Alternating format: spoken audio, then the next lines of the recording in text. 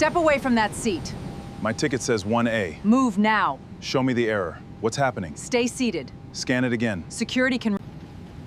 Put those phones down. His pass looks valid, then valider. Then verify it. Why won't you scan it? Sir, move. Not without a reason. What is the delay? He refuses to relocate. My seat is confirmed. We can discuss compensation outside. Show me the duplicate passenger. There isn't one.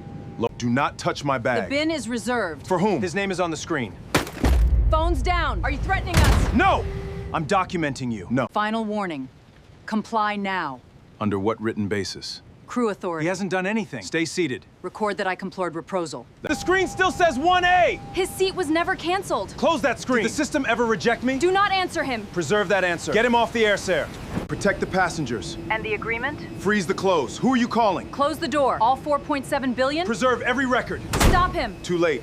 Step away from that seat before security removes you, the senior flight attendant said, loud enough for first class to hear. The black man in the charcoal hoodie did not argue. He only placed his boarding pass on the armrest and asked, "Are you sure you want every camera recording what happens next?" Why did the crew ignore a valid ticket? Why did an executive in row 2 suddenly stop smiling? Minutes later, the passenger made one quiet call, and before sunrise, a $4.7 billion deal was frozen. But the money was only the beginning. Stay to the end, because what he was trying to save mattered far more than an empire. "Sir, this is your final opportunity to cooperate."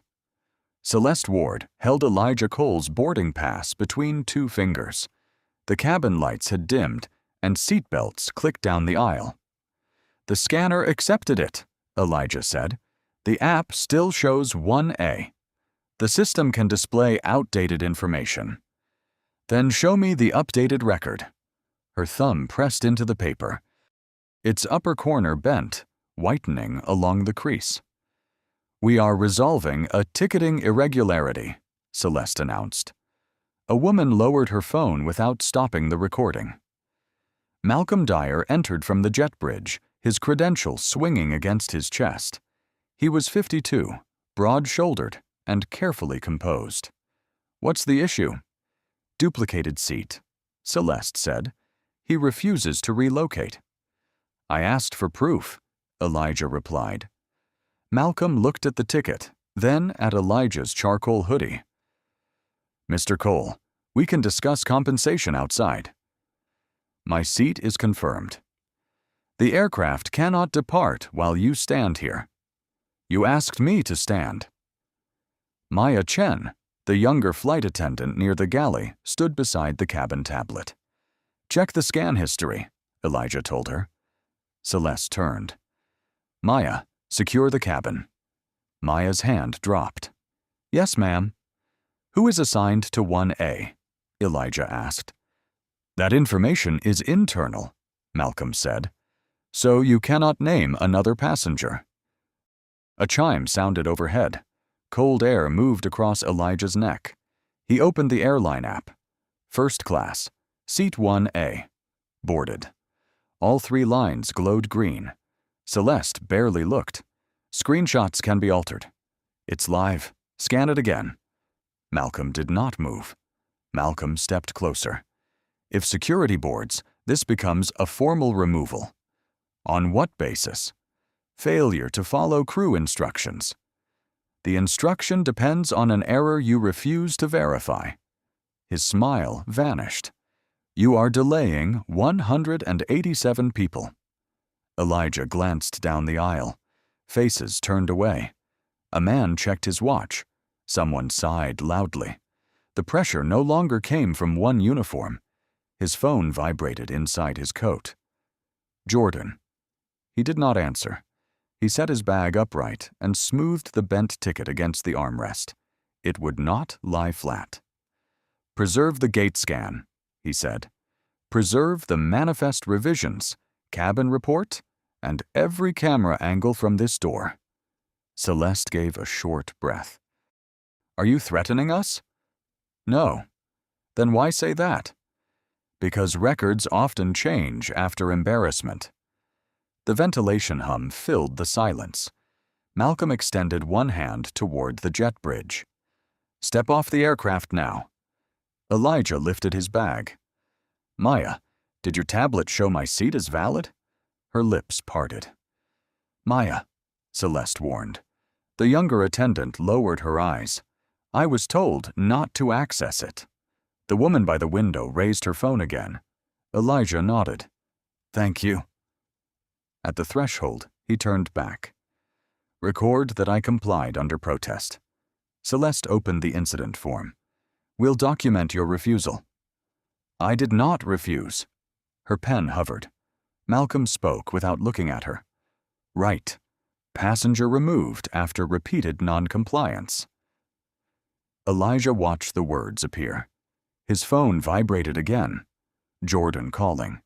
He stepped into the jet bridge as Celeste pressed save. At 7:12 that morning, Elijah closed his laptop before Lena Ortiz finished the sentence on the conference speaker. "You have the Sky Lattice call at 9, the infrastructure briefing at 11, and the board dinner at 6, she said. "Your flight leaves at 1:40. "My daughter speaks at 7. "You could take the company jet." "No, I'm evaluating their passenger systems. I should travel like a passenger." Rain tapped the office windows. Elijah pulled the charcoal hoodie over his shirt and fastened the silver watch Amelia had given him before illness emptied half their house. "Jordan sent another message," Lena said. "I saw it." He had not opened it. In the executive kitchen, he poured coffee and pressed play. "They moved the engineering awards up. I go on at 7:10. I saved you a seat. Same side as last time." A folding chair scraped across a hard floor. "I'm not asking whether you'll make it. I need to know whether I should keep looking at the door." The message ended. The coffee machine hissed. Lena had followed him downstairs. At 41, she wore her dark hair in a severe knot. "Call her." "I will from the car." "That is what you said before her debate final." "I made the hospital opening." "You arrived for the photographs." She did not raise her voice. Elijah turned the cup until the lid seam faced away from his mouth. "Cancel the dinner." "It took 4 months to arrange." "Cancel it." Lena handed him a slim folder marked Aurelius Skylatus, Ethics and Continuity. "Their lawyers challenged Section 14 again." "Passenger data retention?" "And executive liability if complaints are suppressed." He placed the folder inside his leather messenger bag. "Leave it in." At 8:03, the elevator opened into the underground garage. Wet concrete and engine heat thickened the air. Jordan called as Elijah reached the car. He answered on the 4th ring. "Hey." "You listened?" "Yes." "So?" "I'll be there before you walk on stage." Water ticked from a pipe into a drain. "You promised Mom that once," Jordan said. "I know." "No. You remember saying it." "That isn't the same thing." "Jordan, I don't need a speech. I need one chair not to stay empty." The line went dead. Elijah kept the phone against his ear. Lena stood nearby, pretending to check his departure time. "Move the private jet to stand by," she said. He shook his head. "If they want us to trust their systems with millions of passengers, I need to see them without an escort." "And if the flight fails?" "Then I fix what I can." "Which problem?" He opened the car door without answering. During the drive south, Elijah reviewed the $4.7 billion agreement, but his eyes returned to Jordan's message. Beneath it was an old photograph of Amelia in a school auditorium, her hand on a chair saved for him. At 12:26, the terminal smelled of roasted coffee and damp coats. Elijah dismissed the driver, carried his bag inside, and silenced 3 board calls. He sent Jordan a photograph of his boarding pass. Seat 1A. On time. Her reply appeared before the screen dimmed. "Don't send proof you started. Send proof you arrived." Elijah read it twice, Then he placed the phone inside his coat and joined the line beneath the airport lights. The line advanced beneath gate lights, scanner chirps mixing with suitcase wheels. Elijah kept his phone in his coat and his leather bag against his ankle. Next. Owen Price took the boarding pass without greeting him. He was 35, clean-shaven, his navy tie knotted too tightly, one thumbnail tapping the counter. The scanner flashed green. Owen did not return the pass. "Are you traveling alone, Mr. Cole?" "Yes." "No assistant? No companion?" Elijah looked toward the jet bridge. "Is one required for seat 1A?" "I'm confirming the reservation." The scanner already did. Behind him, a man in a gray suit shifted his briefcase. Rain streaked the windows, stretching runway lights into yellow smears. Owen typed. "How did you purchase this ticket?" "With a card." "What kind?" Elijah rested a hand on the cold counter. "Is that a standard boarding question?" "I need to verify there wasn't an upgrade error." "There wasn't." At the neighboring scanner, an agent smiled at a woman in a cream coat and waved her through. Two men in tailored jackets followed without being asked who paid. Elijah watched Owen notice him watching. "Unlock your phone," Owen said. "The live pass is open." "I need to inspect the account." "You may scan the code again." "That's not what I asked." The lane went still. Milk steamed near the coffee stand with a sharp hiss. Wet wool and burnt espresso hung in the air. Elijah placed the phone screen up without surrendering it. First class, seat 1A, on time. Owen leaned closer. "Booked through a corporate profile. What company?" "Aurelius." "And your role?" "Passenger." A few people smiled. Owen did not. "Mr. Cole, sarcasm makes verification harder. So do unnecessary questions." A second agent approached. "Owen, the system shows paid first class. No duplicate." "I see that." "Then clear him." "I'm checking a profile mismatch." "There isn't one." Owen's jaw tightened. "Return to lane 2." She hesitated, then obeyed. The green light faded to black, but Owen still held the paper. At the end of the corridor, the boarding door opened. "My daughter is expecting me tonight," Elijah said. "Identify the problem or let me board." Owen glanced at the silver watch beneath his sleeve. "You have time." "You don't know that." The suited man behind Elijah lifted his wrist. "Can we move?" Owen turned the pass over. "Were you informed about the dress expectations in the premium cabin?" No one in line spoke. Elijah zipped his coat higher. "Show me that policy." "It's a courtesy standard." "Show it." Owen pressed a crease into the ticket. The second agent called from lane 2. "Boarding closes in 18 minutes." Owen set the pass down, but kept 2 fingers over it. "Cabin crew will complete verification." "What are you adding to my reservation?" Additional service review. Read the exact wording. That is internal. Elijah slid the pass free. Preserve the original entry. Owen gave a thin smile. "Enjoy your flight." As Elijah entered the jet bridge, his phone vibrated. Jordan had answered his photograph with no words, only the image of an empty chair. Behind him, Owen lifted the desk phone. "I need the lead attendant to meet a passenger in 1A before departure." "Mr. Cole?" Elijah had just placed his leather bag beneath seat 1A when a woman in a Navy uniform stopped beside him. Celeste Ward, 46, wore her silver hair pinned so tightly that not a strand moved when the aircraft shifted in the wind. "May I see your boarding pass again?" He handed it over. "The gate already verified it." "I'm aware."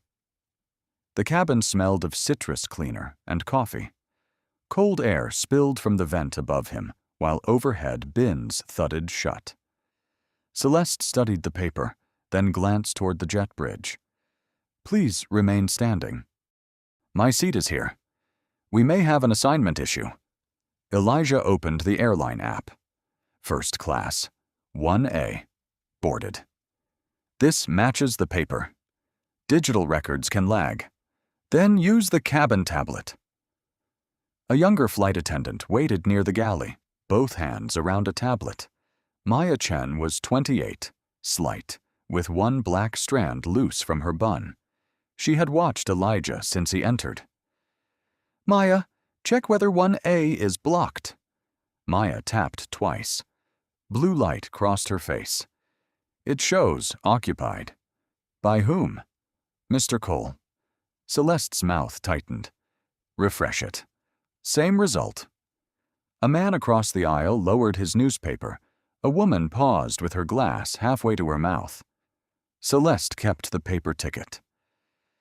There may be a premium cabin authorization problem. Wait in the rear while we resolve it. No? Her eyebrows rose. I'll wait here, Elijah said. This is the assigned seat. The rear is not a punishment. Then there is no reason to send me there. An announcement crackled overhead. Maya shifted toward the galley, as if distance might remove her from the decision. Celeste lowered her voice. You are making a simple request difficult. I showed you 2 matching records. We decide where passengers sit during boarding. Under which policy? Her fingers tightened. The upper corner of the pass bent, leaving a pale crease through the seat number.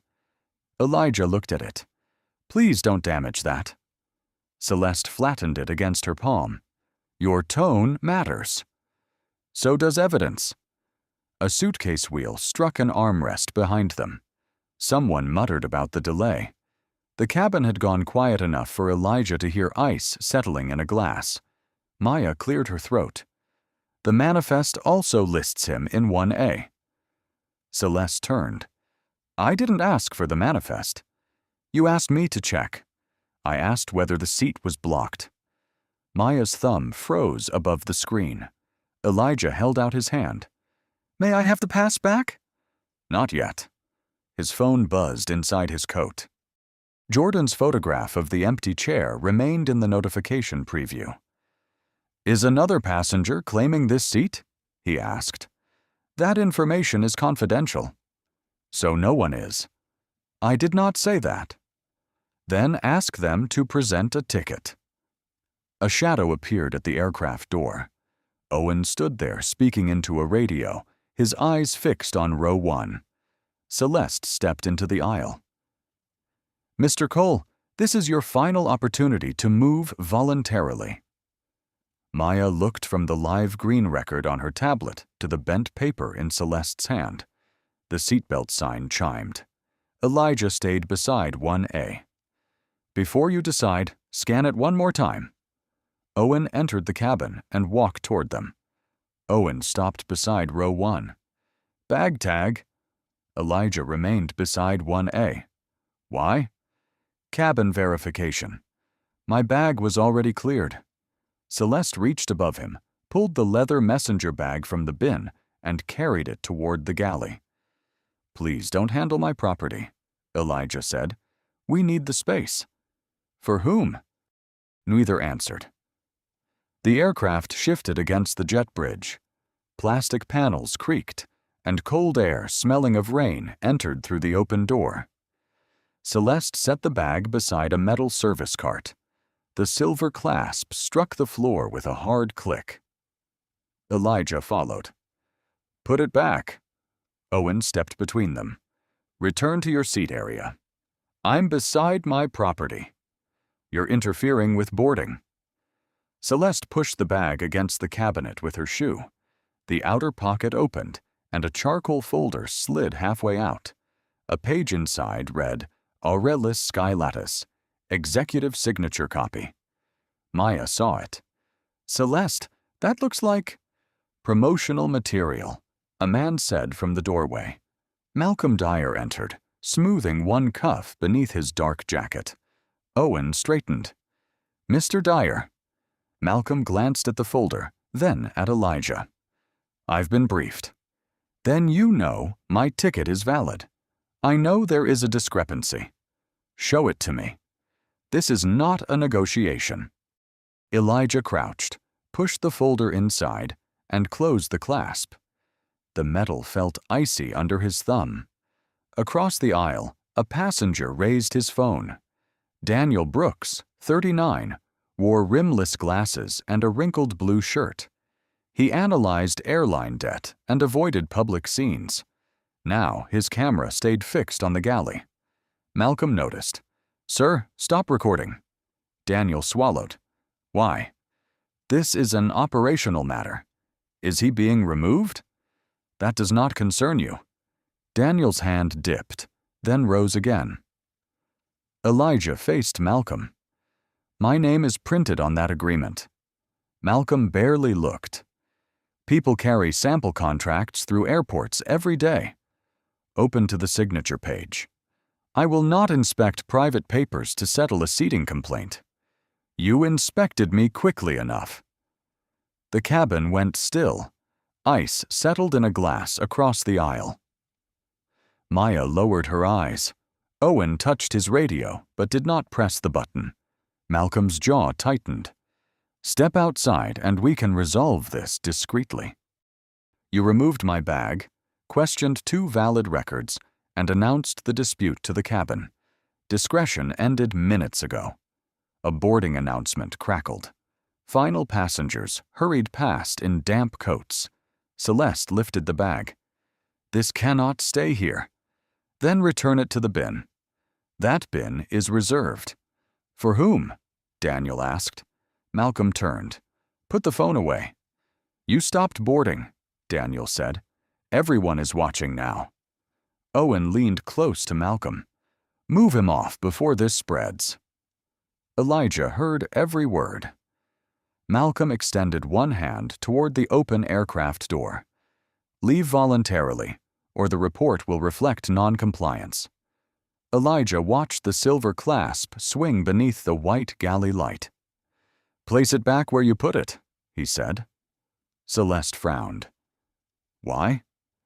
"So the camera records what you decided belonged there." Daniel steadied his phone as she slowly lowered the bag beside the service cart. "Now step into the jet bridge," Malcolm said. Elijah kept his eyes on the bag beside the service cart. "Show me the record that invalidated my seat." "We'll discuss records outside." "You've discussed everything else in front of the cabin." Owen lifted his radio. "Do we need airport response?" "Not yet."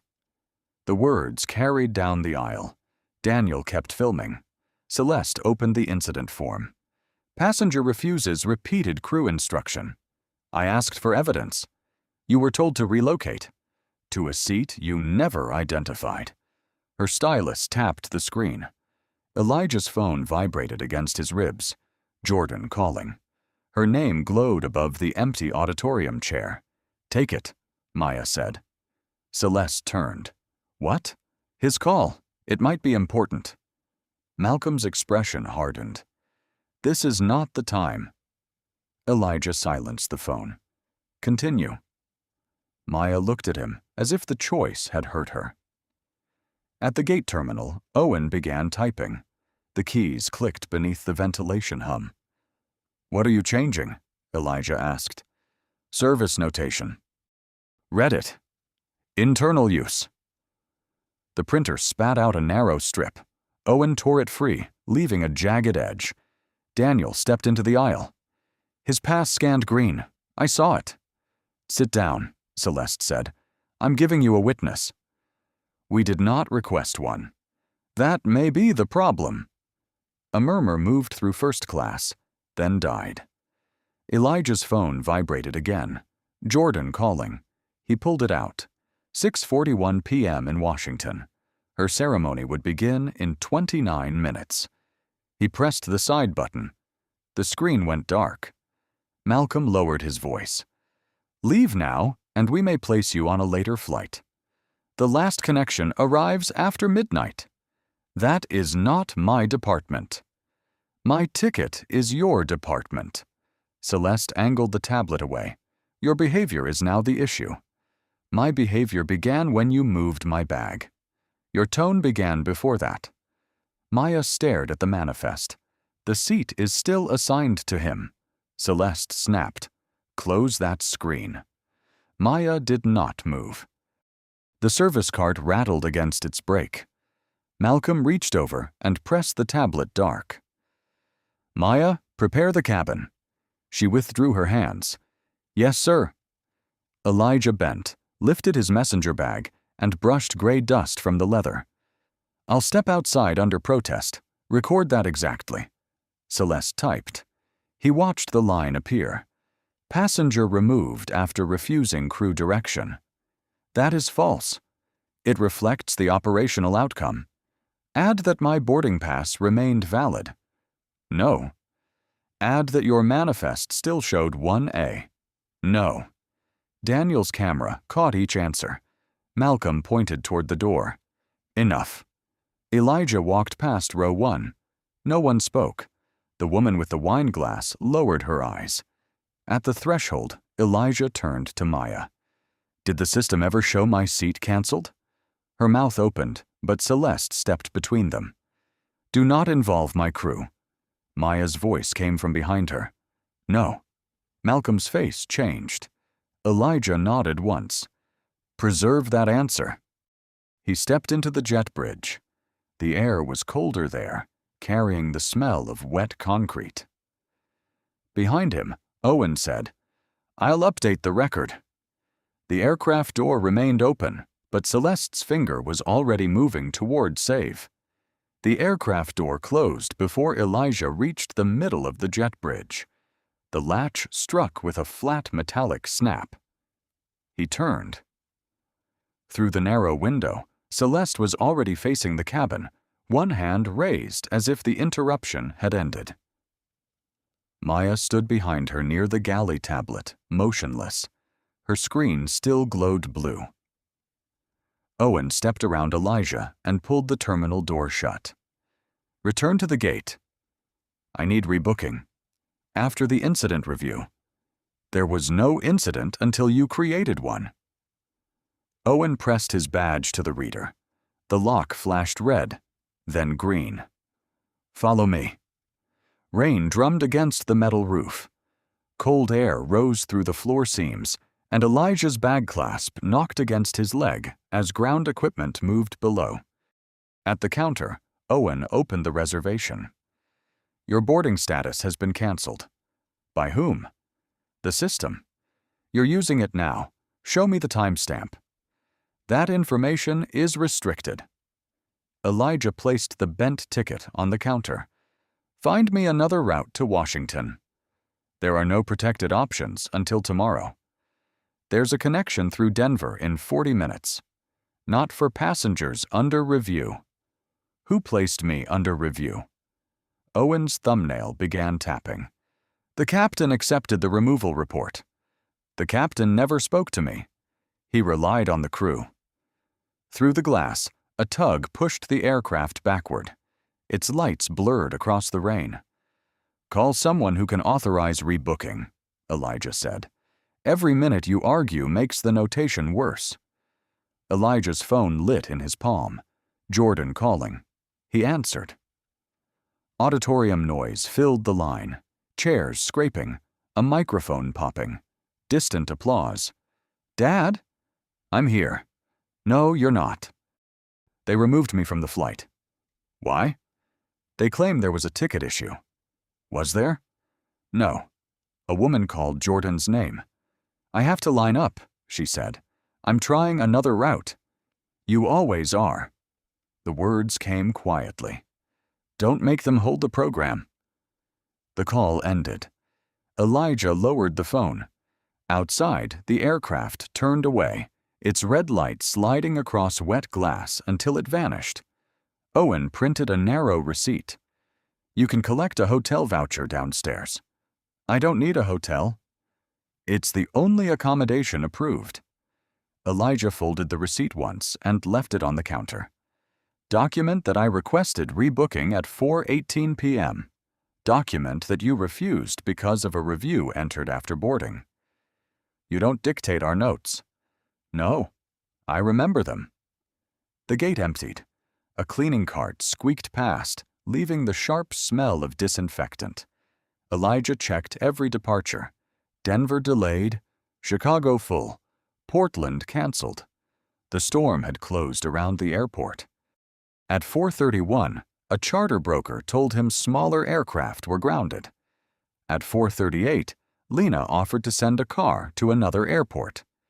The earliest arrival is after the ceremony, she said. Send it anyway. Elijah, the doors may already be closing. Send it. He ended the call and faced the locked jet bridge door. Beyond it, seat 1A was moving east without him. A message appeared from Jordan, a photograph of the stage, and one empty chair in the last row. The red light from the departing aircraft disappeared behind the rain. Elijah stayed at the window until the glass reflected only his face and the empty gate. A floor machine hummed across the carpet. His phone vibrated. A voice message from Jordan. He sat beneath the dark departure board, set the messenger bag between his shoes, and pressed play. They moved the awards up, she said. Applause rolled behind her. I'm next after the robotics team. A pause. Fabric rustled. I left your seat open. I don't know why. Someone called. Jordan, 2 minutes. Her voice dropped. Don't call during the speech. I need to get through it. The message ended. Elijah opened an old photograph beneath Amelia's contact. His wife in a school auditorium, one hand on a folding chair, smiling at the empty seat beside her. He removed the silver watch she had given him. The metal was warm from his skin. Its second hand made a dry, patient tick. Lena called. I found a car, she said. It can leave in 6 minutes. To where? Tacoma. A charter operator may reconsider when the storm moves. May? That's the word he used. Send the driver. I already did. Priya wants instructions. Skylattice keeps asking why you left. I was removed. I know. They don't. He closed his hand around the watch. Tell Priya to wait. For how long? Elijah looked at Jordan's empty chair. I don't know. That answer isn't like you. No, it's like someone tired of choosing the wrong emergency. The driver arrived at 4:52, soaked at the shoulders. Before they reached the escalator, Elijah's phone rang from an unfamiliar number. Jordan's ceremony was streaming live. The Student Innovation Award goes to Jordan Cole. The auditorium erupted. Elijah stopped beside a shuttered bookstore. On the screen, Jordan walked toward the stage in a dark green dress. Behind her, one chair remained empty. The presenter asked, Anyone you want to thank? Jordan adjusted the microphone. My mother taught me to finish what I start. Nothing else. The applause returned. Elijah's fingers slipped on the watch clasp. He tried twice before it opened. He rested the watch in his palm as Jordan disappeared behind the curtain. Sir, the driver said, we should go. The second hand ticked between them. At 5:01, the charter operator called. The weather window closed. We can't launch. Understood. I'm sorry. Elijah sat beside the bookstore and opened the O'Reilly's contract. Section 14 filled the screen. Ethics, record preservation, passenger safety. His thumb hovered over Lena's number. He could suspend the deal and force an audit. Or he could call Jordan and admit that no corporate correction would put him in that chair. A message arrived from her. The ceremony is over. Please don't explain tonight. Elijah removed his glasses. An announcement echoed through vacant gates, naming flights that would not leave. He picked up the watch. Inside the case, beneath a scratch he had never noticed, Amelia had engraved 4 words. Be where you promised. Elijah fastened it around his wrist. Then he opened Lena's contact, but before he called, Another notification appeared. Sky Lattice had marked his removal as voluntary. The word voluntary remained on Elijah's screen. He called Lena. She answered before the first ring finished. "Tell me you're in the car." "I'm still at the gate." "What happened?" "They changed the removal code." "To what?" "Voluntary." Lena exhaled. "I'm bringing Priya in." Priya Shah, Auralis's 48-year-old general counsel, joined with measured calm. "I'm looking at section 14. Elijah carried his bag to an empty counter. Rain striped the window, and the terminal smelled of burnt coffee. "Read the activation standard. Credible evidence of falsified passenger records, suppressed complaints, or material ethics exposure. I have 2 witnesses, a live pass, a manifest confirmation, and a post-removal change. Copies? Not yet. Then they can disappear. That's why I'm calling." Lena lowered her voice. "Suspending the agreement tonight will hit before markets open." "I know. It could trigger lender review. And if we are wrong..." "We are not acting on the seat," Elijah said. "We are acting on the records."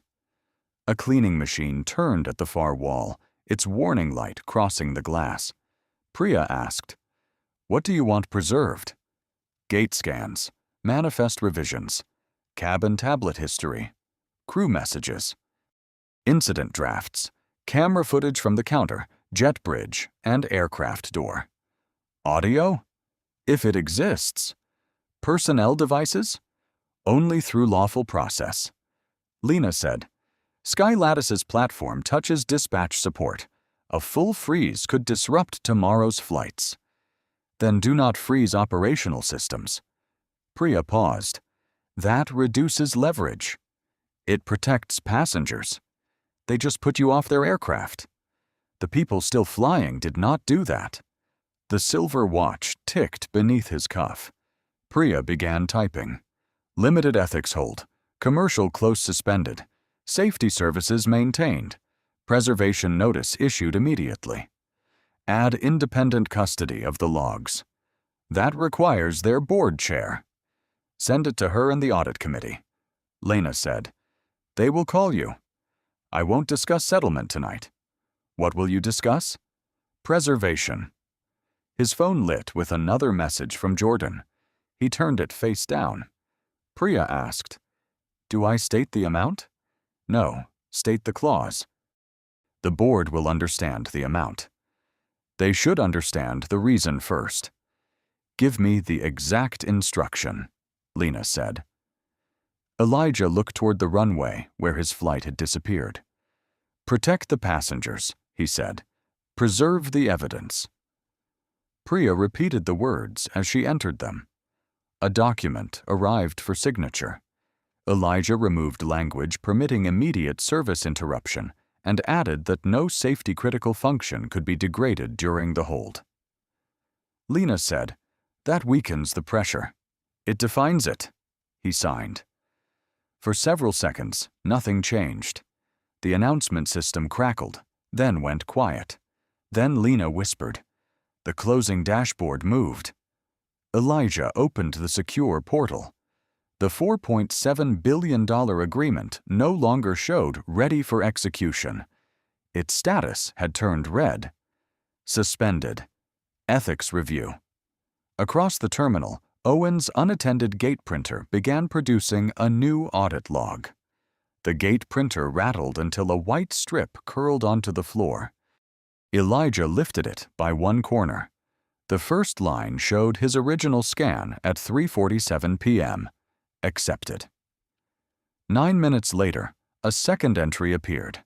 Manual review initiated. The voluntary removal code had been added only after he was locked outside the jet bridge. Owen returned and stopped.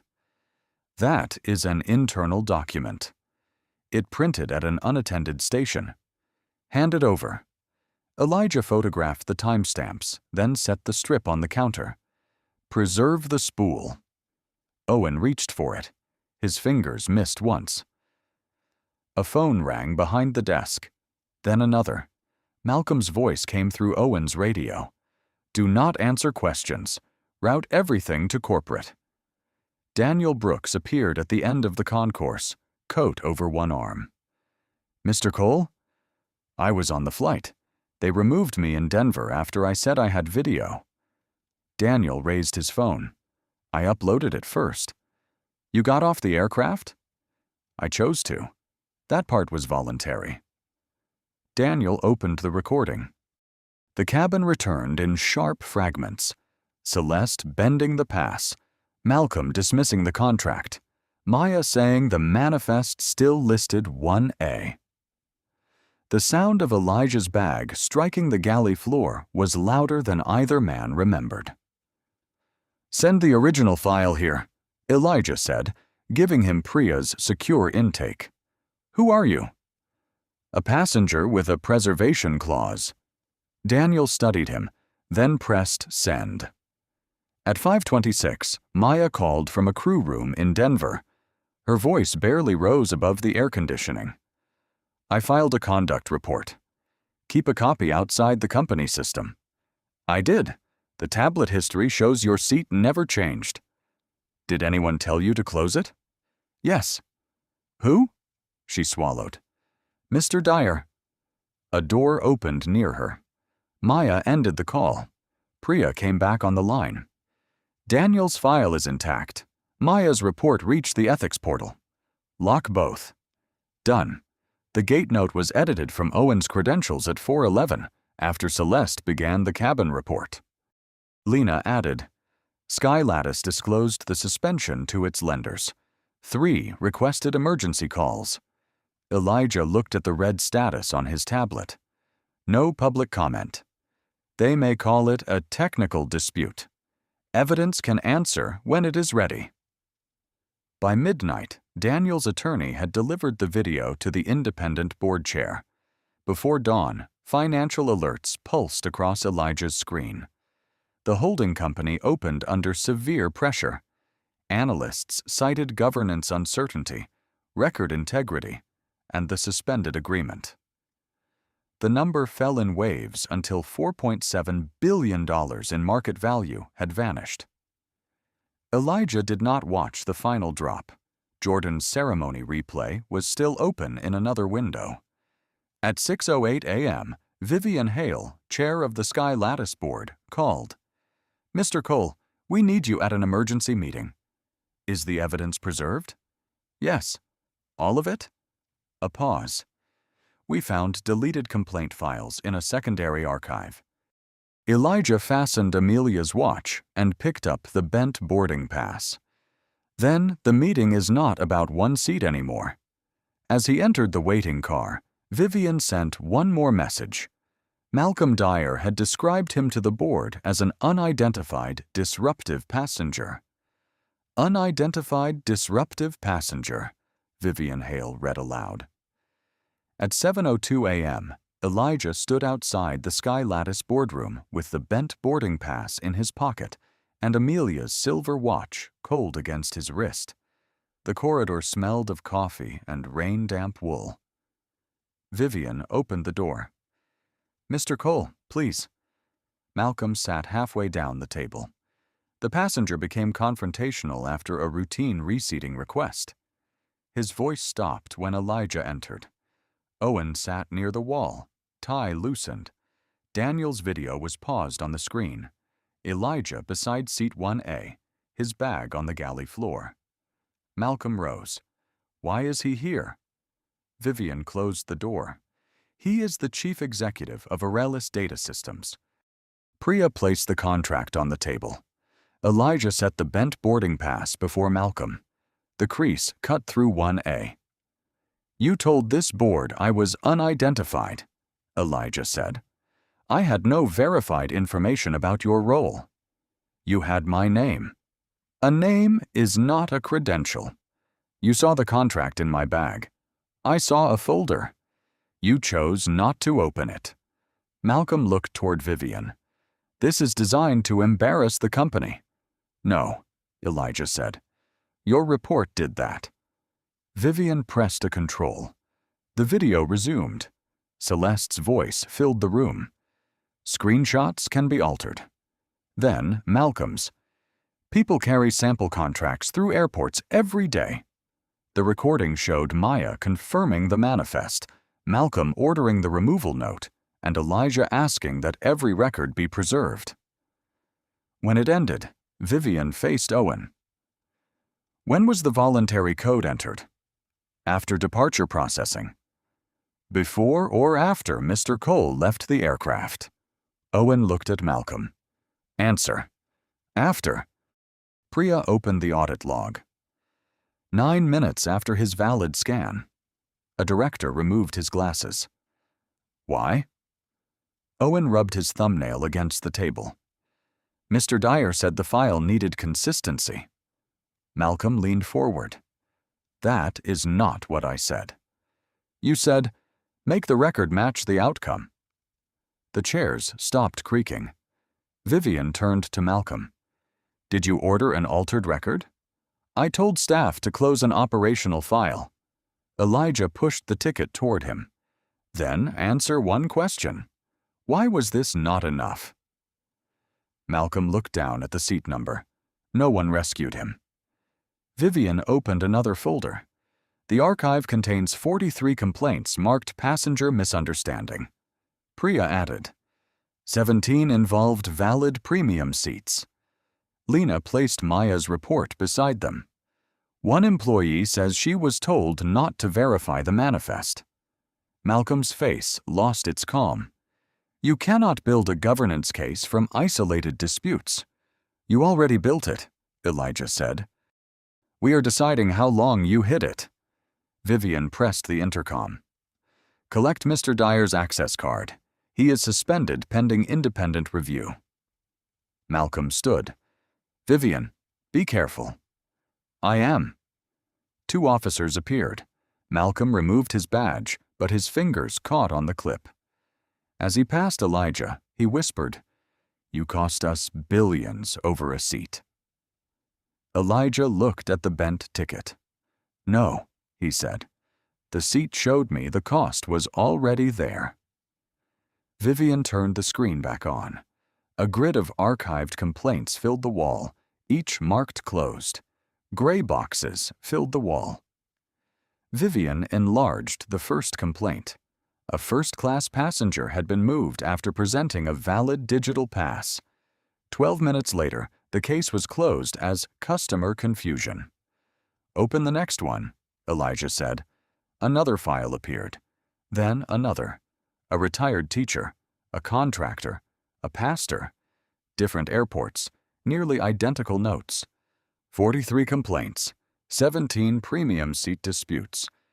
11 records edited after the passenger left the gate. Vivian asked, Who approved closure? A compliance analyst answered, Mr. Dyer's office. His office or Mr. Dyer? His credentials appear on 9. Delegated access covers the rest. Owen shifted. Everyone knew what the numbers meant. Explain. Premium incidents affected executive bonuses. If a passenger accepted a voucher, the complaint disappeared. And if they refused? We marked it misunderstanding. Elijah watched customer error repeat down the screen. Who decided which passengers required extra verification? No one answered. Priya opened a recovered memo. Crews were told to identify brand inconsistent occupancy before departure. Vivian read the phrase twice. Meaning? Owen rubbed a torn cuticle. People who didn't look like the profile. What profile? Frequent premium travelers. That is not an answer. Clothes, behavior, whether they seemed familiar there. Elijah said, and appearance. Owen did not deny it. Cold air lifted one corner of the bent boarding pass. A side door opened. Maya Chen entered with Marcus Bell, the independent ethics investigator. Marcus was 50 and carried 3 binders marked preserved copy. Maya still wore her uniform, her scarf folded tightly in one hand. Vivian stood. Ms. Chen, you are protected from retaliation. Maya glanced at Malcolm's empty chair. That wasn't true yesterday. Marcus set down the binders. It is now. I'll document every contact. He connected a drive. Crew messages appeared. Celeste, check 1A again. Doesn't fit. Malcolm, move before door close. Owen, pass valid. Malcolm, then fix the file. The room went still. Maya looked at Elijah. He told me to darken the tablet. I did. You also answered my question, Elijah said, after you were already leaving. Her fingers tightened around the scarf. I kept thinking someone senior would stop it. No one did, Vivian said. Maya lowered her eyes. Neither did I. Marcus opened another binder. Ms. Ward requested an interview. She says crews were warned that challenging premium seat removals could affect scheduling. Does she accept responsibility? Vivian asked. She accepts the pressure. She has not accepted that she made the first decision. Elijah turned from the screen. Let her speak. Compare every word to the timestamps. Priya slid a page toward Marcus. Restore every complaint. Contact every passenger. Vivian nodded. Do it. A director asked, What happens to the agreement? Elijah placed his palm over the bent pass. That depends on whether you are fixing a scandal, he said, or fixing the system that produced it. Marcus opened the final file. A list of employee names appeared beside a column labeled Coaching Required. Maya's name was at the top. Maya's name remained at the top of the screen. Marcus Bell scrolled right. Under Reason, someone had written, question senior decisions in front of customers. Vivian's face hardened. The employee who verified the correct seat was marked for coaching. Owen stared at the table. That list came from operations. From Malcolm? From his office. A loose page lifted beside the bent boarding pass. By noon, the meeting had become a disciplinary hearing. Celeste sat at one end of a smaller room, her silver badge over her heart. Marcus switched on the recorder. Did you see a valid boarding pass? Yes. Did the manifest show Mr. Cole in 1A? Yes. Why did you order him to move? We were taught to resolve uncertainty before departure. What uncertainty? Celeste glanced at Owen. The gate requested verification. Owen's chair creaked. I said the pass was valid. You called the cabin. I was told to create a review. By whom? Owen looked toward Malcolm's empty seat. Mr. Dyer. Marcus placed the crew messages on the table. You wrote, doesn't fit. What did that mean? Celeste touched her badge. He didn't match what we usually saw in that cabin. Clothing? Yes. Race? Her answer took several seconds. It affected my assumption. No one moved. Elijah looked at Amelia's watch. Jordan had crossed the stage 18 hours earlier. Nothing said here could put him in the empty chair. Celeste continued, quieter now. I told myself I was protecting the schedule. Then every choice protected the first choice. Maya sat behind Marcus, her scarf folded in her lap. You told me to close the manifest, she said. I did. You heard me confirm his seat. I did. And you still wrote non-compliance. Celeste removed the badge. The clasp resisted. Her thumb slipped twice before it released. She placed it on the table. I did. The metal landed with almost no sound. Vivian read the findings. Malcolm Dyer was terminated for concealing complaints, directing record changes, and misleading the board. Owen Price was dismissed for altering a passenger file and false reporting. Celeste was removed from flight duty pending final sanction and required to cooperate. No one applauded. Priya offered Elijah a prepared statement. He folded it once. Not today. They will ask whether the market loss was punishment. It wasn't. What will you say? That a company lost value when people learned its records could not be trusted. His phone buzzed. Jordan had sent a photograph of her award on the kitchen counter. No message. Elijah typed, "I watched the replay." He erased it. He typed, "I'm sorry I wasn't there." 3 dots appeared, vanished, then returned. "I know," she wrote. Nothing more. At 3:40, Vivian brought him the official apology. It named the false report, the valid ticket, and the crew's failure to follow policy. Elijah read every line. "Is it enough?" she asked. "It is accurate." "That wasn't my question." He slipped it behind the bent boarding pass. "Accuracy is where you start." As he left, Celeste's badge remained on the polished table, catching afternoon light. Behind the closed door, Marcus opened the first of 43 restored complaints. At 8:15 the next morning, Marcus opened complaint number 43 while Elijah stood at the boardroom window. "Same pattern," Marcus said. "Valid seat. Manual override. Passenger blamed." Vivian placed a revised contract beside Elijah.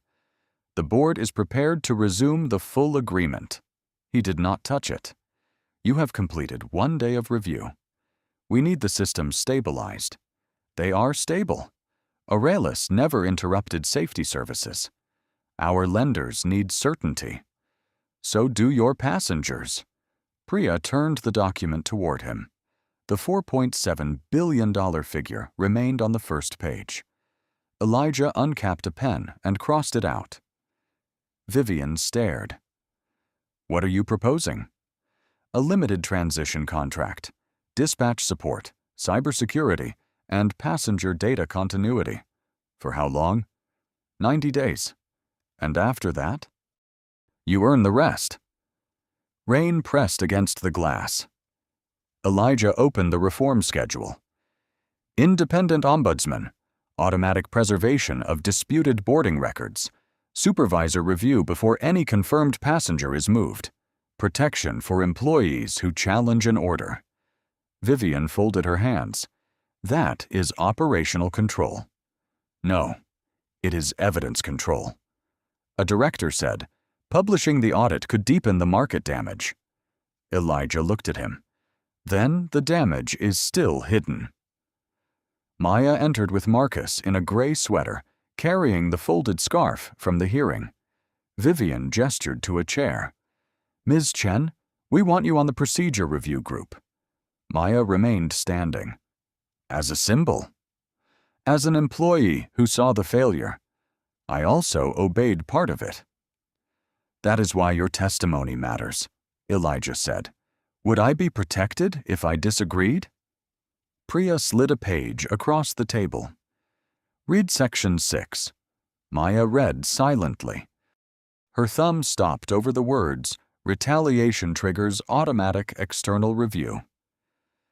"Who investigates?" she asked. "Not the airline," Marcus said. Only then did she sit. By noon, they had added a compensation fund for the 43 restored cases and any others the audit uncovered. Vivian objected. "Some claims may be weak." "Then review them," Elijah said. "Do not bury them. You could demand far more." "I am demanding what should have existed before this." Priya passed him the final page. The old signature line waited beneath the restored contract value. Elijah ignored it and turned to the reform appendix. Beside one clause, he drew a circle around the words, "Passenger Dignity Review." Vivian watched the pen complete it. "Is that your condition?" "One of them." "What is the last?" Elijah looked toward Maya. "The first public report names what failed," he said. "No softer language." Vivian's jaw tightened, then eased. "Agreed." Elijah signed the 90-day transition agreement. He did not sign the full acquisition. Outside, employees gathered around a notice announcing the ombudsman and independent audit. Maya stopped before her name on the oversight panel. "I almost stayed quiet," she said. Elijah adjusted his bag. Next time, don't. His phone buzzed. Jordan had sent a calendar invitation for a small engineering forum 3 months away. 1 seat reserved. Elijah accepted before the elevator doors closed. 3 months later, Elijah arrived at the engineering forum 40 minutes early. The auditorium was smaller than the one he had missed, with gray folding chairs, warm stage lights, and dust in the curtains. He chose the last row, placed his phone face down, and checked Amelia's silver watch. Jordan entered, carrying note cards. She stopped when she saw him. "You came early." "I said I would." She looked at the empty chair beside him. "That one was for Mom." "I know." For a moment, neither moved. Then Jordan set her notes on the seat, changed her mind, and placed them in her lap.